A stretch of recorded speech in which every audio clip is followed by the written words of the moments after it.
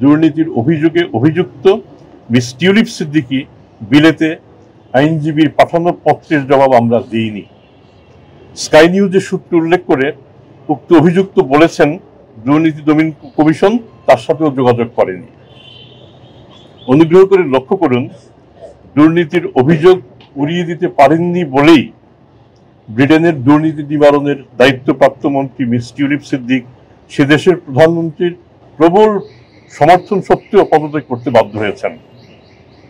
দুর্নীতি দমন কমিশন তার আইনজীবীকে এবং আইনজীবীর মাধ্যমে মিস টিউলিপ সিদ্দিকীকে ইতিপূর্বেই জানিয়ে দিয়েছে সম্পূর্ণভাবে দালিলিক প্রমাণের উপর ভিত্তি করেই আদালতে দুর্নীতির চার্জশিট দাখিল করা হয়েছে।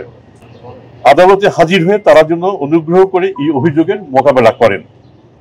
এটি কম্পাউন্ডেবল কোনো মামলা নয় যে চিঠি লেখালেখি করে মামলার পরিণতি নির্ধারণ করা যাবে। আদালতই তা নির্ধারিত হবে। আদালতে তার অনুপস্থিতি অপরাধমূলক পলায়ন, ক্রিমিনাল অ্যাবসকন্ডিং স্বীকার করে না আমি অভিযুক্ত নই। আমার যারা আইনজীবী তারাও বলবেন যে না, এখানে অভিযোগের তার কোনো সম্পৃক্ততা নেই। এটি হচ্ছে এক পক্ষের ভাষ্য, কিন্তু আরেক পক্ষ, আমি যদি অভিযোগ করে থাকি আমার দায়িত্ব হচ্ছে এটা প্রমাণ করা যে তিনি অভিযুক্ত। আমরা সম্পূর্ণভাবে ডকুমেন্ট আমাদের হাতে নিয়ে আমরা কাজটা করেছি। আপনি যে প্রসঙ্গটা বললেন এটা যদি আমরা বিবেচনা করি তাতে আরো একটা মামলা হতে পারে।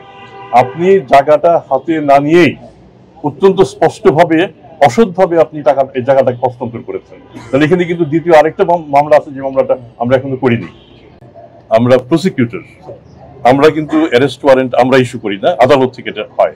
আমাদের মামলাটা যখন করে যাচ্ছে খুব শিগগিরই আপনারা পাবেন আদালত থেকে ওয়ারেন্ট অফ অ্যারেস্ট আপনি পাবেন।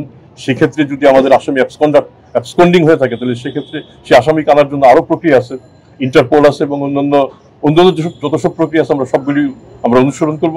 আন্তর্জাতিক প্রসিকিউটিং এজেন্সিগুলির সাথে আমাদের যোগাযোগ আছে, আমরা সেভাবে আগাবো। আর যেসব আসামি চলে গেছেন, তো আপনি দুদকের সীমাবদ্ধতার কথা চিন্তা করুন। দুদক কিন্তু স্বরাষ্ট্র মন্ত্রণালয় নয়। আমি নিজে একসময় স্বরাষ্ট্র মন্ত্রণালয়ে ছিলাম। দুদকের হাতে কিন্তু সমস্ত আসামিকে ধরে রাখার আমাদের হাতে সেই ক্ষমতাটুকুও নেই।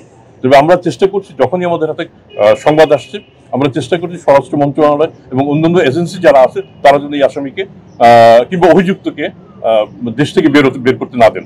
এরকম বেশ কয়েকজন এখন আমাদের হিসেবের মধ্যে রয়ে গেছে। মানে সেক্ষেত্রে কি স্যার আপনারা গ্রেপ্তার অভিযানটা কি আবার শুরু করার চিন্তা ভাবনা করতেছেন? একদম নাই স্যার, নিজে কিন্তু একটা পুলিশি প্রতিষ্ঠান না, দুদককে অন্যান্য প্রতিষ্ঠানের সহায়তা নিয়ে কাজ করতে হয়।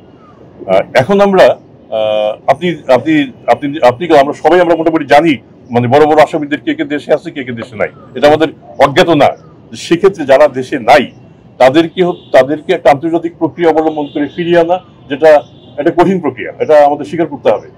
আর যারা দেশে আছেন তাদের প্রতি আমরা কতটা সদয় কিংবা কতটা নির্দয় কিংবা কতটা অবজেক্টিভ আপনারা সেটা বিবেচনা করবেন। আমরা চেষ্টা করছি আমাদের ক্ষমতার মধ্যে যতটুকু সম্ভব আমরা তাদেরকে ধরার চেষ্টা করছি। For more updates, follow us on Facebook, subscribe our YouTube channel, get the latest update on www.daily-sun.com.